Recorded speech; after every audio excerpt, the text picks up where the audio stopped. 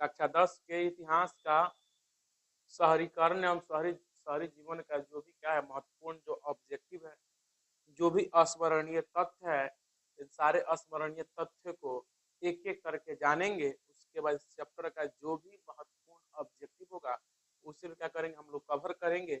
और एक आवश्यक सूचना है कि 10th का जो बैच है, नया बैच 25-26 के लिए 1 दिसंबर से का हो रहा शुरू हो रहा है। ये सूचना तब तक क्या कीजिए, आप अगल बगल लोगों तक क्या कीजिए, पहुंचा दीजिए। 1 दिसंबर नहीं 2 दिसंबर तक का होगा 10th का नया बैच का होगा शुरू होगा। चलिए तो चलते हैं कहाँ, आपका जो ऑब्जेक्टिव है शहरी और शहरीकरण और शहरी जीवन का, उसके तथ्य को पढ़ते हुए कहा इस चैप्टर का जो भी महत्वपूर्ण ऑब्जेक्टिव होगा उसे हम लोग क्या करेंगे, कवर करेंगे। ठीक है, चलिए देखिए, शहरीकरण एवं शहरी जीवन, शहरीकरण एवं शहरी जीवन और शहरीकरण एवं शहरी जीवन जो है आपके इतिहास का पाठ 6 है, पाठ 6 है। और इस पाठ 6 का जो भी स्मरणीय तथ्य है उसे हम क्या करेंगे, पहले कवर करेंगे। उसके बाद इसका जो भी महत्वपूर्ण ऑब्जेक्टिव होगा उसे हम लोग कवर करेंगे। चलिए, कहता है शहरीकरण का अर्थ है किसी गांव का शहर या कस्बे के रूप में विकसित होने की प्रक्रिया को क्या कहते हैं, हम शहरीकरण। जैसे कोई भी गांव का क्या कहते हैं, शहरीकरण का अर्थ किसी गांव का शहर या कस्बे के रूप में क्या हो जाना, परिवर्तित हो जाना, क्या कहलाता है, शहरीकरण। शहरों तथा नगरों में जनसंख्या घनत्व अधिक होता है। कौन, जनसंख्या घनत्व। जनसंख्या घनत्व का मतलब होता है कि 1 किलोमीटर के दायरे में जितने लोग क्या करते हैं, निवास करते हैं, उसे क्या कहते हैं, जनसंख्या घनत्व। तो शहरों की जनसंख्या घनत्व होता है वह गांवों की अपेक्षा क्या होता है, अधिक होता है। 3000 वर्ष पूर्व नदी घाटी की सभ्यताओं से शहर का विकास, सबसे प्रमुख शहर सिंधु घाटी में मोहनजोदड़ो था। 3000 वर्ष पूर्व सबसे प्रमुख शहर कौन था, सिंधु घाटी शहर, सिंधु घाटी में मोहनजोदड़ो तथा हड़प्पा का विख्यात नगर यूनान तथा रोम में भी था। और यूनान तथा रोम में भी नगरों का विकास हुआ है। गांव का की आबादी का एक बड़ा हिस्सा कृषि संबंधित व्यवसाय जुड़ा हुआ है। आज भी गांव की एक बहुत बड़ा हिस्सा इस क्षेत्र में तो कृषि कार्य से जुड़ा हुआ है। ऐसे तो कहा जाता है कि भारत की अर्थव्यवस्था ही क्या है, कृषि पर आधारित है। और भारत की अर्थव्यवस्था का ऋण ही किसे कहा जाता है, तो भारतीय कृषि को कहा जाता है। भारत की जो राष्ट्रीय इनकम है, राष्ट्रीय आय है, एक कृषि प्रधान अर्थव्यवस्था मूलतः जीवन निर्वाह अर्थव्यवस्था की अवधारणा पर आधारित थी। कौन, एक कृषि प्रधान जो अर्थव्यवस्थाएं जो थी किस पर, तो जीवन निर्वाह, यानी कि लोग जीवन निर्वाहन के लिए क्या करते थे, कृषि करते थे। लेकिन आज कृषि इनकम का क्या हो चुका है, एक मुख्य स्रोत, एक मुख्य जरिया भी हो गया है। अस्थायी कृषि के प्रभाव से संपत्ति का जमाव संभव हुआ, जिसके कारण सामाजिक विषमताएं भी है। नगरों की ओर बढ़ना, एक गतिशील मुद्रा प्रधान अर्थव्यवस्था के आधार पर संभव हुआ, जो प्रतियोगी एवं उद्यमी प्रवृत्ति से क्या प्रेरित। आधुनिक शहर के उदय का इतिहास लगभग 2 वर्ष पुराना है। तो पूछेगा आधुनिक शहर के उदय का इतिहास कितना है, तो लगभग 200 वर्ष क्या है, पुराना है। और 1850 ईस्वी तक अधिकांश पश्चिमी शहर लगभग ग्रामीण किस्म के ही शहर थे। यानी कि 1850 तक लगभग बहुत सारे पश्चिमी शहर जो थे वह किस किस्म के थे, तो वह ग्रामीण किस्म के ही शहर थे। महानगर, महानगर क्या होता है, किसी प्रांत या देश का विशाल और घनी आबादी वाला शहर होता है, जो प्राय यहाँ की राजधानी भी होता है। कौन, महानगर।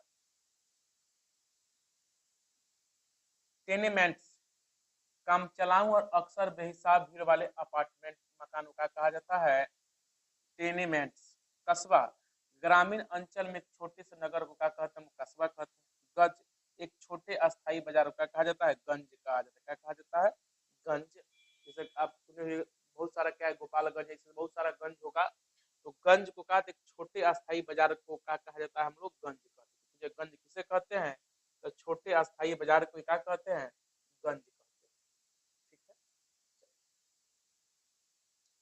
चार्ल्स डिकेंस के उपन्यास डॉम्बी एडसन जो 1848 ईस्वी में प्रकाशित हुई में भूमिगत रेलवे द्वारा लाए गए विनाश का उल्लेख है।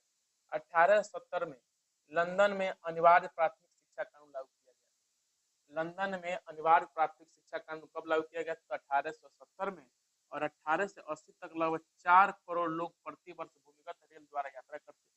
भूमिगत यानी कि मेट्रो द्वारा। 1880 तक लगभग कितना 4 करोड़ लोग प्रति वर्ष भूमिगत रेल भूमिगत रेल द्वारा क्या करते थे? यात्रा करते थे। लंदन के गिर्द हरित पट्टी को गार्डन सिटी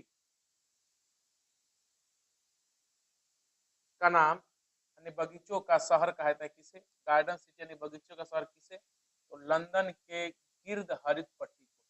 लंदन के गिर्द हरित पट्टी को बगीचों का शहर यह किसने? तो वास्तुकार एवेंजर हावर्ड ने दिया। यानी लंदन को गार्डन सिटी का नाम किसने दिया था? तो एवेंजर हावर्ड ने।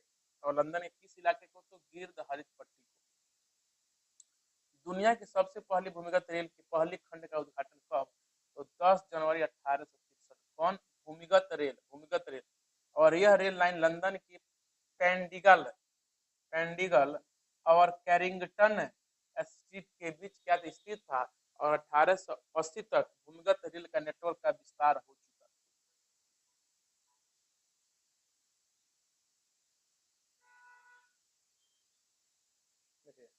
बालिग पुरुषों जिसका उम्र क्या हो? वयस्क को 18 वर्ष से अधिक हो के लिए मताधिकार के मांग को लेकर के इंग्लैंड में चार्टिस्ट आंदोलन चलाया गया था। किस चीज को लेकर चार्टिस्ट आंदोलन चलाया गया था? तो बालिग पुरुषों के मन यानी बालिग यानी जिसका वयस्क लोगों को वोट देने के अधिकार को लेकर। व्यक्तिवाद क्या है? तो वह सिद्धांत जिसमें समुदाय की नहीं बल्कि व्यक्ति के स्वतंत्रता और अधिकारों को स्वीकार किया जाए उसे क्या कहते हैं? उसे कहा जाता है व्यक्तिवाद। और शहर को आधुनिक व्यक्ति का प्रभाव क्षेत्र माना जाता है। शहर को क्या माना जाता है? तो शहर को आधुनिक व्यक्ति का प्रभाव क्षेत्र। अगर पूछा जाए कि आधुनिक व्यक्ति का प्रभाव क्षेत्र किसे माना जाता है? तो आधुनिक व्यक्ति का प्रभाव क्षेत्र शहर को माना जाता है। द्वितीय विश्व युद्ध के समय के बाद देशों में महिलाओं ने कारखानों में काम करना प्रारंभ किया। कब? तो दूसरा विश्व युद्ध के बाद के समय के बाद दूसरे विश्व युद्ध के बाद देशों में महिलाओं ने भी कारखानों में काम करना शुरू कर दिया। यानी कि पहले महिलाएं कारखाना में काम नहीं करती थी, लेकिन दूसरा विश्व युद्ध के बाद महिलाएं जो थी कारखानों में भी काम करना शुरू कर।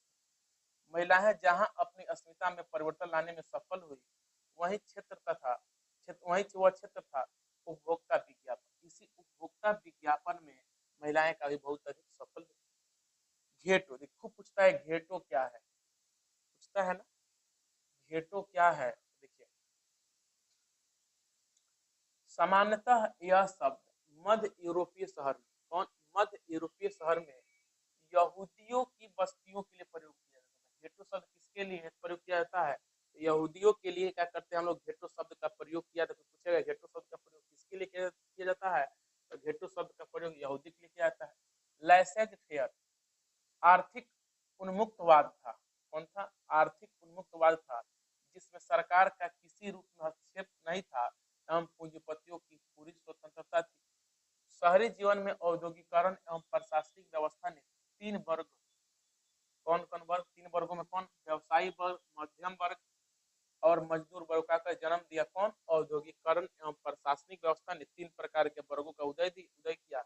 व्यवसायी वर्ग, मध्यम वर्ग और मजदूर वर्ग। अगला है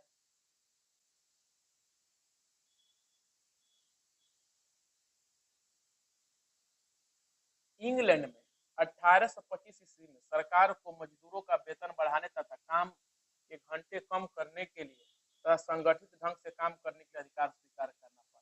1825 ईस्वी में सरकार को मजदूरों का करना, पहले मजदूरों का वेतन बढ़ता, बहुत कम वेतन मिलता था, लेकिन अब है कि नहीं, मजदूरों का वेतन बढ़ाया जाएगा और जो अधिक समय सरकार काम किया जाता था, काम करता था मजदूर सब, उसको कम समय में क्या करना, कम घंटा का कर देना करने के लिए तथा उनको संगठित ढंग से काम करने के लिए अधिकार को स्वीकार कर लिया गया।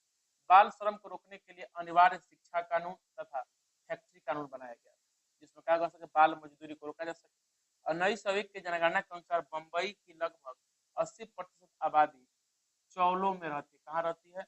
चौलों में रहती है, यानी कि झुग्गी। जहाँ की इसकी कितनी, लगभग 80% आबादी। 1863 में कोलकाता में धुआं निरोधक कानून पारित हुआ था। पूछा जा सकता है कि धुआं निरोधक कानून कब पारित हुआ? तो 1863 में पारित हुआ। कहाँ पारित हुआ था? तो कलकत्ता में धुआं निरोधक कानून का हुआ था, पारित हुआ था। और 17वीं शताब्दी में बम्बई मात्र 7 टापुओं का शहर था। तो पूछेगा मुंबई कब 7 टापुओं का शहर था? तो 17वीं शताब्दी में। और ये भी याद है कि 7 टापुओं का शहर किसे कहा जाता है? तो मुंबई को ही 7 टापुओं का शहर भी कहा जाता है।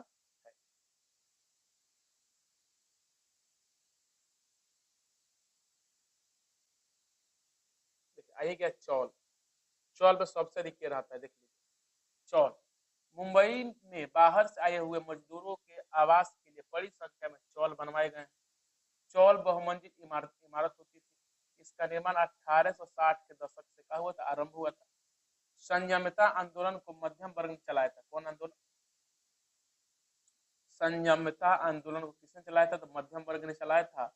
और शुरुआत में मुंबई 7 टापुओं का इलाका था और मुंबई औपनिवेशिक भारत का वाणिज्यिक राजधानी था। आज भारत की वित्तीय राजधानी किसे कहा जाता है? तो भारत की वित्तीय राजधानी किसे, तो मुंबई को, या भारत की वाणिज्यिक राजधानी किसे कहा जाता है? तो मुंबई। 1854 ईस्वी में बम्बई में पहली कपड़ा मिल स्थापित हुआ। पूछेगा मुंबई में पहली बार कपड़ा मिल कब स्थापित हुआ था? 1854 में। कब? 1854 में। मुंबई के 70% लोग घनी आबादी वाले चौलों में रहते थे। चौल बहुमंजिला इमारत होता था। ठीक। लंदन में नगर योजना के काम सामाजिक क्रांति के भय से शुरू हुआ। लंदन में जो नगर योजना का काम होता है, किसके चलते? तो सामाजिक क्रांति के डर से शुरू किया गया। तो मुंबई में यह काम प्लेग की महामारी के डर से शुरू हुआ। कौन योजना? नगर योजना। कहाँ? लंदन में सामाजिक क्रांति के डर से होता है, लेकिन मुंबई में प्लेग महामारी के डर से। 1898 में city of Bombay improvement trust की स्थापना किया गया। याद रहे, city of Bombay improvement trust की स्थापना कब किया गया? तो 1898 में city of Bombay improvement trust की स्थापना। 1852 में फ्रांस के सम्राट लुई तृतीय ने पेरिस के पुनर्निर्माण का निर्णय लिया और यह कार्य बैरॉन हॉसमान, जो एक विख्यात और कुशल वास्तुकार था, उसको सौंपा गया। कौन सा काम? तो 1852 में पेरिस के सम्राट लुई तृतीय ने पेरिस के क्या करने के लिए? पेरिस के पुनर्निर्माण के लिए, उसको फिर से बनाया जाए, और इसका निर्णय लिया। और इस कार्य को कौन? तो इस कार्य को बैरॉन हॉसमान, जो क्या थे, एक बहुत ही विख्यात और कुशल वास्तुकार थे, उन्हीं को क्या किया गया था? यह सौंपा गया। और बैरॉन हॉसमान ने पेरिस के पुनर्निर्माण का काम किया। ठीक है। अब आपका होगा, इसका ऑब्जेक्टिव मिलेगा। एक और है, यहाँ देखिए। 1965 में पीपुल्स एक्शन पार्टी के अध्यक्ष ली कुआन येव, यानी कि 1965 के पीपुल्स एक्शन पार्टी के अध्यक्ष कौन थे? ली कुआन येव के नेतृत्व में सिंगापुर को आज़ादी का हुआ था। सिंगापुर को आज़ादी कब मिलता है? 1965 में मिलता है। इसके कौन से पार्टी के नेतृत्व में? तो पीपुल्स एक्शन पार्टी के अध्यक्ष ली कुआन येव के नेतृत्व में क्या होता है? सिंगापुर को आज़ादी मिली। अब इस चैप्टर में जितना आपने पढ़ा है, उन सारा का जितना महत्वपूर्ण ऑब्जेक्टिव है, उस ऑब्जेक्टिव का करते हम लोग शुरू करते। देखिए कहता है कि एक प्रतियोगी एवं उद्यमी प्रवृत्ति से प्रेरित किस प्रकार की अर्थव्यवस्था लागू की गई? जो क्या? एक प्रतियोगी हो और उद्यमी प्रवृत्ति से क्या हो? प्रेरित हो। तो किस प्रकार की अर्थव्यवस्था लागू की गई? का वस्तु अर्थव्यवस्था, का मुद्रा प्रधान अर्थव्यवस्था, की मुद्रा अर्थव्यवस्था, की इनमें से कोई नहीं। याद रहे, कौन? मुद्रा प्रधान अर्थव्यवस्था। कौन? मुद्रा प्रधान अर्थव्यवस्था। इसका क्या हो जाएगा? सही जवाब होगा।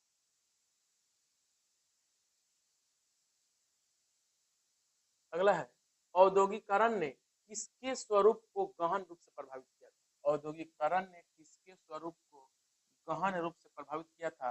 क्या ग्रामीणीकरण को प्रभावित किया था?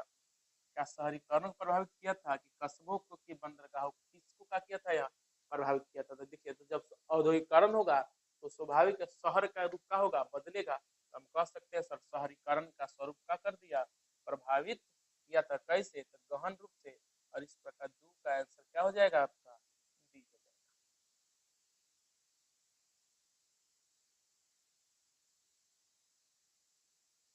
अगला है सामंती व्यवस्था से हटकर किस प्रकार के शहरी व्यवस्था की प्रवृत्ति हुई? कौन सी व्यवस्था से? सामंती व्यवस्था से हट करके किस प्रकार की शहरी व्यवस्था की प्रवृत्ति का हुआ? बढ़ा? क्या प्रगतिशील प्रवृत्ति, आक्रामक प्रवृत्ति, रूढ़िवादी प्रवृत्ति, शोषणकारी प्रवृत्ति? याद रहे प्रगतिशील प्रवृत्ति प्रवृत्ति वो क्या हुआ? का सामंती व्यवस्था से हटकर किस प्रकार की शहरी व्यवस्था की प्रवृत्ति बढ़ी? तो प्रगतिशील प्रवृत्ति का हुई बढ़ी। और सामंती व्यवस्था का हुआ? समाप्त हुआ। तो तीर का आंसर क्या हो जाएगा? ये हो जाएगा। अस्थाई कृषि के प्रभाव से किसका एकीकरण संभव हुआ? किसके? तो अस्थाई कृषि के एकीकरण से संभव हुआ। किसका एकीकरण संभव हुआ? तो अस्थाई कृषि के प्रभाव से संपत्ति के एकीकरण संभव हुआ, ज्ञान के एकीकरण संभव हुआ, शांति के एकीकरण संभव हुआ, कि बहुमूल धातु का एकीकरण का वो संभव हुआ। तो क्या कह सकते हैं? अस्थाई कृषि के प्रभाव से संपत्ति का एकीकरण का हुआ संभव हुआ। किसका एकीकरण? तो संपत्ति के एकीकरण का हुआ संभव हुआ।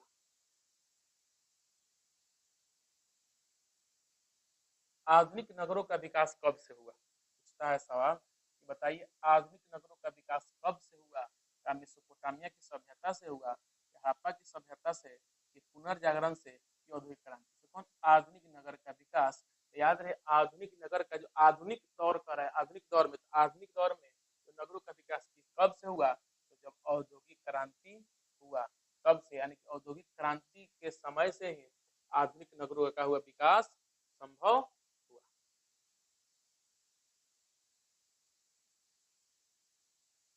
अगला सवाल है जनसंख्या घनत्व सबसे अधिक कहाँ होता है? कहाँ पे जनसंख्या घनत्व सबसे अधिक होता है? जनसंख्या घनत्व कहाँ पे लोग खूब घनी आबादी में रहता है? क्या गांव में रहता है, कस्बा में रहता है, नगर में रहता है, कि महानगर में? कहाँ पे लोग सबसे अधिक रहता है? तो सबसे अधिक लोग कहाँ रहता है बताइए? सबसे अधिक लोग कहाँ रहता है? महानगर में। कहाँ रहता है? सबसे अधिक लोग कहाँ रहता है? महानगर में।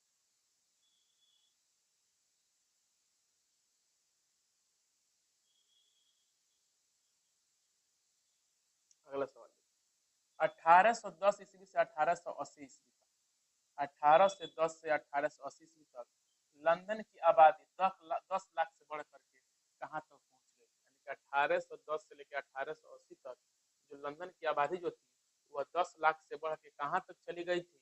क्या वह 20 लाख चली गई थी, 30 लाख की, 40 लाख की, 50 लाख की? याद रहे 1810 से 1880 के बीच में लंदन की आबादी जो था 10 लाख से कहा करके बढ़ करके 40 लाख तक पहुंच गया था। और इस प्रकार 7 का आंसर क्या हो जाएगा? सी हो जाएगा।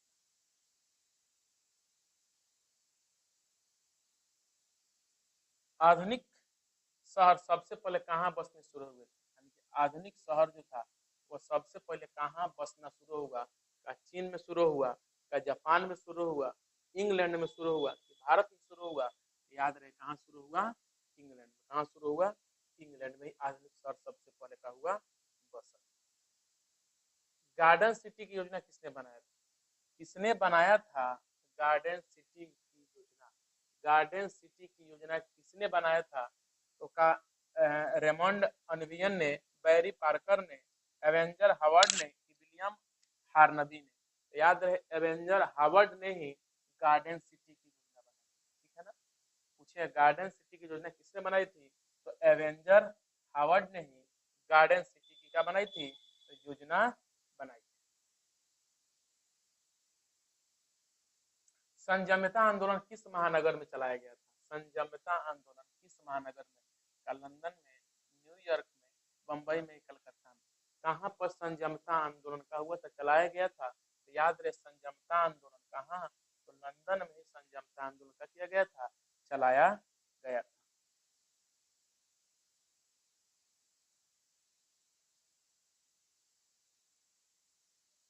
अगला सवाल है कि लंदन में भूमिगत रेल किस वर्ष आरंभ हुआ था? किस वर्ष लंदन में भूमिगत रेल का हुआ आरंभ हुआ? किस वर्ष लंदन में भूमिगत रेल आरंभ हुआ? का 1763 में, 1863 में, 1787 में या 1887 में? किस वर्ष लंदन में क्या होता है? भूमिगत रेल का होता है आरंभ होता है। तो लंदन में भूमिगत रेल कब? तो 1800 कब? तो 1863 में। और इस प्रकार 11 का आंसर क्या हो जाएगा? 11 का आंसर क्या हो जाएगा? बी हो जाएगा। The bitter cry of outcast एक पुस्तक है, the bitter cry of outcast London. The bitter cry of outcast London के लेखक कौन है? का गोरेथ स्टैंडमैन जोन्स है, हेनरी मेहू है, एंड्रयू मिनियर्स है कि चार्ल्स डिकेंस है? याद रहे एंड्रयू मियनर्स। एंड्रयू मियनर्स ही क्या है? The bitter cry of outcast London के क्या है? लेखक।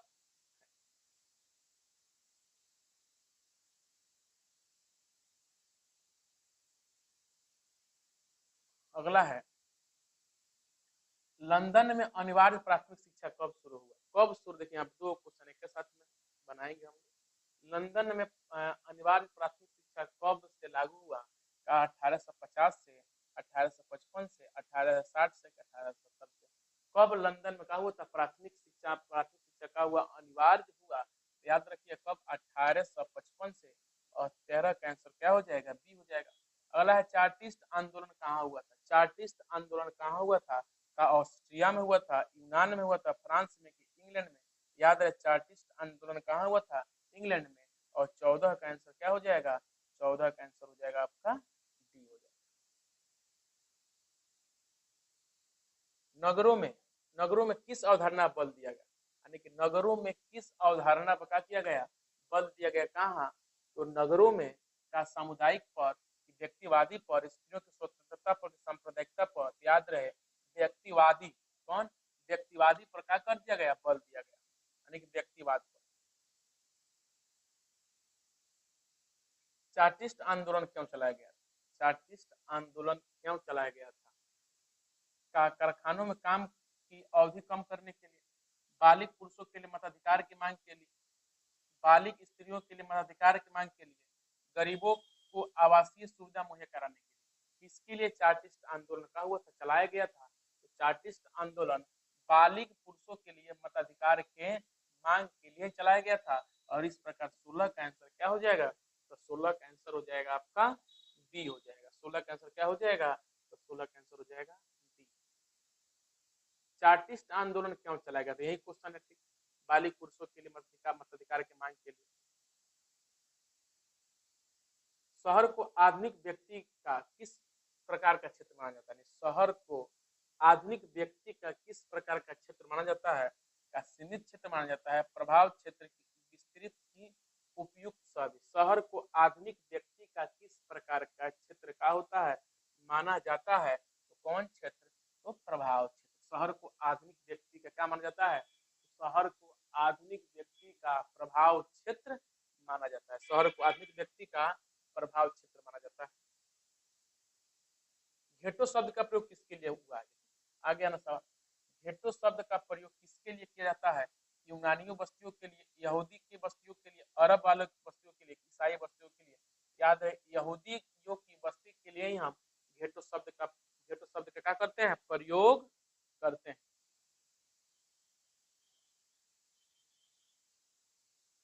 देखिए यहाँ पे दो है, एक हो जाएगा।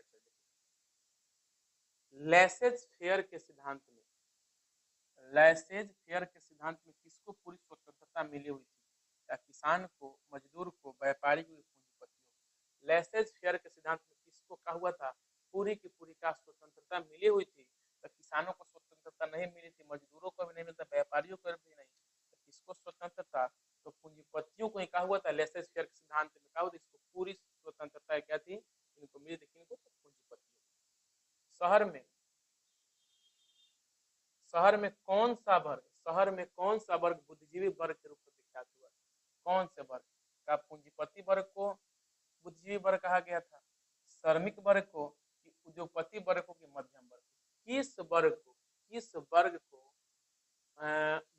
वर्ग कहा गया तो किस कौन? तो मध्यम वर्ग, क्योंकि मध्यम वर्ग में जितने पढ़े लिखे लोग हुआ करते थे सब कहाँ होते थे बताइए? मध्यम वर्ग में। इसीलिए मध्यम वर्ग को ही बुद्धिजीवी वर्ग के रूप में कहा जाता है। पूंजीपति वर्ग के द्वारा किस वर्ग का शोषण हुआ था? पूंजीपति लोग रहे वह किसका शोषण किया था? केकर शोषण कर रहा है? श्रमिक के किसान शोषण कर, हाँ श्रमिकों का शोषण हो रहा है। मध्यम वर्ग का शोषण हुआ था कि कृषक वर्ग के सभी केकर में शोषण भय सबसे अधिक किसका इसमें शोषण हुआ था? तो याद रहे, देखिए शोषण तो मध्यम वर्ग के लोग के भय रहे, किसान के भय रहे, लेकिन सबसे अधिक शोषण किसी का हुआ था? तो श्रमिक वर्ग का शोषण क्या हुआ था इसमें? सबसे अधिक हुआ था किसका? तो श्रमिक वर्ग का शोषण। ठीक है।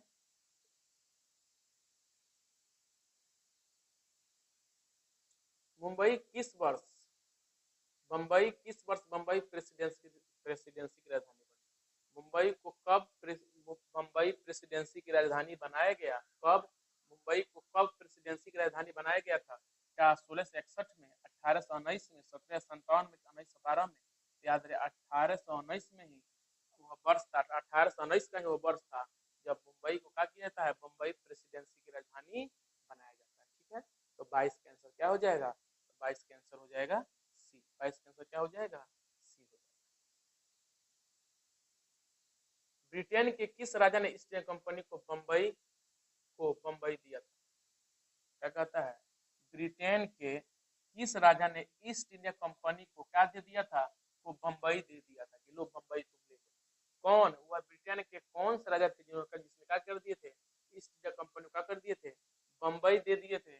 का जेम्स प्रथम थे, चार्ल्स प्रथम थे, जेम्स द्वितीय थे, चार्ल्स द्वितीय थे। चार्ल्स द्वितीय ने ही क्या किया था? ईस्ट इंडिया कंपनी को क्या कर दिया था? मुंबई को दे दिया था। यही ब्रिटेन के उस समय राजा हुआ करते थे। कौन? चार्ल्स द्वितीय। चार्ल्स द्वितीय इन्होंने ईस्ट इंडिया कंपनी को क्या कर दिया था? तो मुंबई दे दिया। ठीक है। 1863 में धुआं निरोधक कानून पारित करने वाला भारत का पहला शहर। जो 1863 में धुआं निरोधक कानून पारित करने वाला भारत का वो कौन पहला शहर था? का वो अहमदाबाद था, का दिल्ली था, कलकत्ता था, मद्रास था? याद कीजिए, हमने पढ़ा है कि 1863 में जो धुआं निरोधक कानून जो बना था वो सबसे पहले कहाँ लागू हुआ था? तो सबसे पहले कलकत्ता में लागू हुआ था। इसलिए 24 का आंसर क्या हो जाएगा आपका?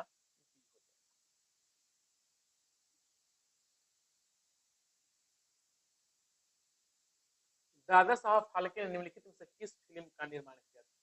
दादा साहब फाल्के किस फिल्म का किया था? निर्माण किया था का राजा हरिश्चंद्र का, सीआईडी का, झांसी की रानी की गेस्ट हाउस? याद है तो राजा हरिश्चंद्र किसकी? तो राजा हरिश्चंद्र फिल्म का किया था? निर्माण किए थे। कौन? तो दादा भाई फाल्के। बम्बई में किराया कानून किस वर्ष से है? मुंबई में क्या है? किराया कानून भी है। किस कानून? किराया कानून है ताकि कोई किराया क्या करे? कम या बेसी ना करे। तो कब लागू किया गया था? 1860 में, 1918 में, 1898 में, 1935। बम्बई में किराया कानून कब लागू किया गया? तो मुंबई में किराया कानून कब? तो किस वर्ष? तो मुंबई में किराया कानून 1918 का वो दौर है जब मुंबई में क्या होता है? किराया कानून लागू किया जाता है। औपनिवेशिक भारत की वाणिज्यिक राजधानी कौन थी? औपनिवेशिक भारत की वाणिज्यिक राजधानी वित्तीय राजधानी कौन थी? का मुंबई थी, कलकत्ता था, मद्रास की विशाखापट्टनम? याद रहे कौन? मुंबई क्या थी? औपनिवेशिक भारत की वाणिज्यिक राजधानी हुआ करती थी। तो 27 का आंसर क्या हो जाएगा आपका? 27 का आंसर हो जाएगा ए।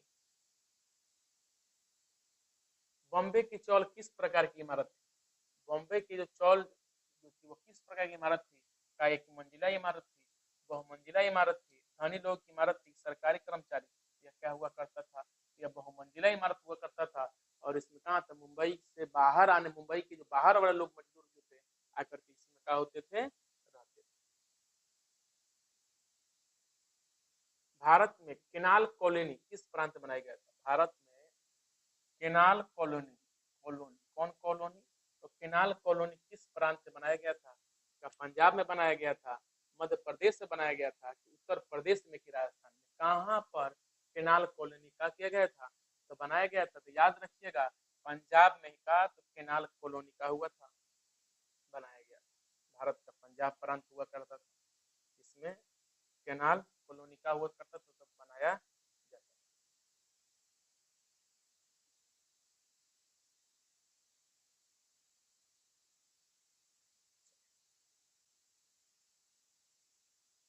एक स्वतंत्र राष्ट्र के रूप में सिंगापुर का उदय किस वर्ष हुआ? किस वर्ष सिंगापुर का उदय होता है? तो यही बताएं कब? 1965 में क्या हुआ? सिंगापुर का हुआ था, उदय हुआ। किसके नेतृत्व में बताइए, किसके नेतृत्व में सिंगापुर का क्या हुआ था? सिंगापुर को स्वतंत्रता मिला था। बिरान बिरॉन हॉसमान कौन था? का इंग्लैंड का इंजीनियर था, सिया का प्रीफेक्ट था, बम्बई का उद्योगपति था, कलकत्ता का व्यापारी। बताए थे कि ब्राउन हॉसमान जो देखा थे इंग्लैंड का एक बहुत बड़ा प्रसिद्ध इंजीनियर और वास्तुकार हुआ करते थे, जिसने पेरिस निर्माण के कार्य किया, पुनर्निर्माण का कार्य इन्हीं को किया गया था, दिया गया था, पेरिस को फिर से क्या करने का, बनाने। सिखों के 10वें और अंतिम गुरु श्री गोविंद सिंह का जन्म बिहार के किस नगर में हुआ था? तो सिखों के 10वें गुरु कौन? गुरु गोविंद सिंह का जन्म कहाँ? का मुंगेर में, खगड़िया में, पटना में, किनमें से कोई नहीं? तो याद रहे कहाँ? पटना में। और इन्हीं के जन्म स्थल पे क्या है? आज गुरुद्वारा भी क्या होता है, चलता है।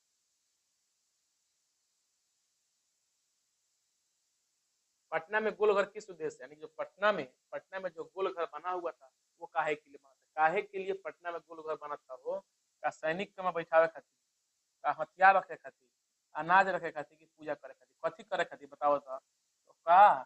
तो अनाज रखे खातिर का कर रहे? पटना में गोलघर का निर्माण किया गया था। पटना में गोलघर का निर्माण किस उद्देश्य से? तो अनाज को रखने के लिए क्या किया गया था? निर्माण किया गया। पटना में गोलघर का निर्माण, पटना में गोलघर का निर्माण कब हुआ था? का 1786 में, 1857 में, 1764 की, 1757। याद रखिए 1786 में पटना के गोलघर का बन करके तैयार था। और हमारा कितना है?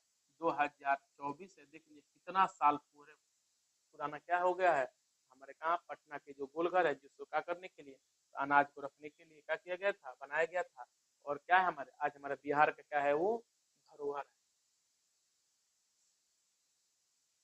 पाटलिपुत्र किसके समय में मगध की राजधानी थी? यानी पाटलिपुत्र किसके समय में, यानी किसके समय में मगध की राजधानी थी? का अजात शत्रु के समय, अशोक के समय, चंद्रगुप्त मौर्य के समय, उदयन किसके समय में पाटलिपुत्र का था? पाटलिपुत्र क्या था? मगध की राजधानी हुआ करता था। तो कौन? तो उदयन के समय ही कौन मगध की राजधानी कहाँ हुआ करता था? पाटलिपुत्र। और याद रहे मगध की राजधानी मगध से कहाँ? पाटलिपुत्र। किसने लाया? तो उदयन का किए थे, लाए।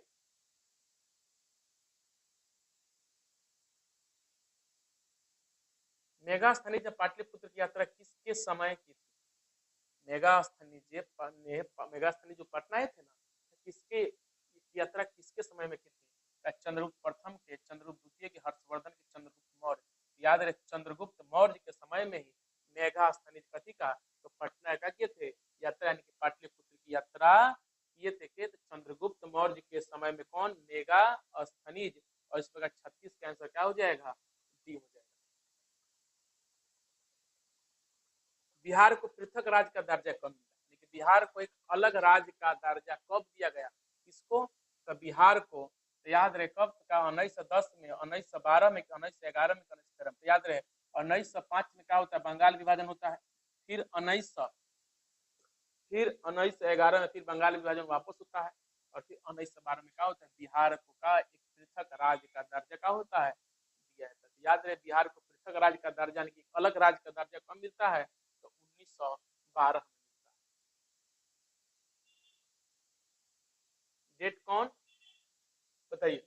पाटलिपुत्र नगर की स्थापना किस शासक के द्वारा किया गया था? पाटलिपुत्र नगर की स्थापना कौन से शासक के द्वारा किया गया था? का अजात शत्रु के, शेरशाह सूरी के, चंद्रगुप्त मौर्य की, अजीम उसान। किसके समय पाटलिपुत्र नगर की स्थापना किया गया था? तो कौन? तो अजात शत्रु के समय। किसके समय?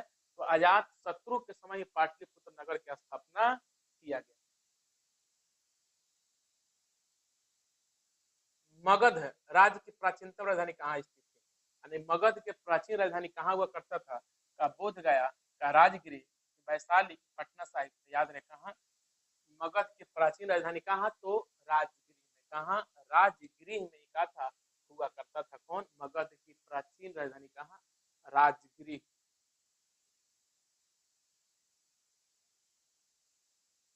अंग्रेज यात्री राल्फ फिच ने पटना की यात्रा किस वर्ष किया था? कौन? एक अंग्रेज यात्री थे राल्फ फिच ने पटना की यात्रा किस वर्ष राल्फ फिच ने पटना की यात्रा किए थे? कब किए थे राल्फ फिच ने किसकी यात्रा? तो पटना की यात्रा। और इसका आंसर हो जाएगा का 1856 में, 1857 में, 1858 के 1859, याद रहे 1856 में क्या किए थे? यह भारत की यात्रा, सॉरी पटना की यात्रा। तख्त श्री हम हरमंदर जी साहिब कहाँ स्थित है? तख्त श्री हरमंदर जी साहिब कहाँ स्थित है? तख्त श्री हरमंदर जी साहिब कहाँ स्थित है? का पटना साहिब में, अमृतसर में, लाहौर में की भिवंडी में? कहाँ पर क्या है स्थित है? तो याद रखिएगा तख्त श्री हरमंदर जी साहिब कहाँ पे है? यह पटना साहिब में क्या स्थित है। और इस प्रकार 41 का आंसर क्या हो जाएगा? 41 का आंसर हो जाएगा आपका ये हो जाएगा। सासाराम में किस ऐतिहासिक शासक का मुकाबला है? तो सासाराम में किस ऐतिहासिक शासक का क्या है मुकाबला है? कहा? तो सासाराम में। कहा? अलाउद्दीन खिलजी का है, औरंगजेब का, शेर शाह सूरी का, कुतुबुद्दीन ऐबक का? याद रहे किसकी? शेर शाह सूरी का। क्या है ऐतिहासिक मुकाबला? कहा? तो बिहार के सासाराम में। महात्मा बुद्ध को ज्ञान की प्राप्ति कहाँ हुई? महात्मा बुद्ध को ज्ञान की प्राप्ति बोध गया में। कहा? बोध गया में, बोधि पीपल के नीचे, निरंजना नदी के का तट पे क्या हुआ था? इनको ज्ञान की प्राप्ति हुआ। सासाराम नगर का विकास कब हुआ था? सासाराम नगर का विकास कब हुआ था? का मध्य युग में हुआ था, प्राचीन युग में, आधुनिक युग में, इनमें से कोई नहीं। याद रहे किस युग में? तो मध्य युग में क्या हुआ था? सासाराम नगर का हुआ था विकास हुआ था। और इस प्रकार आपका क्या हुआ? ये जो सेशन जो था कौन आपका जो शहरीकरण और शहरी जीवन का इस चैप्टर का हुआ समाप्त हुआ। आपका मुश्किल से एक चैप्टर और का इतिहास का बाकी है, उससे भी क्या करेंगे हम लोग कवर करके अब सामाजिक विज्ञान सीधे कहाँ चलेंगे हम लोग? विज्ञान। कौन? विज्ञान या हिंदी और नहीं तो गणित। इसी तीन विषय में से क्या करेंगे हम लोग शुरू करेंगे। अब आप बताइए कि कौन सा अभी सामाजिक विज्ञान को पूरा किया जाए कि विज्ञान को शुरू कर दिया जाए कि गणित को? ठीक है, तब तक के लिए धन्यवाद। मन लगा के पढ़ते रहिए।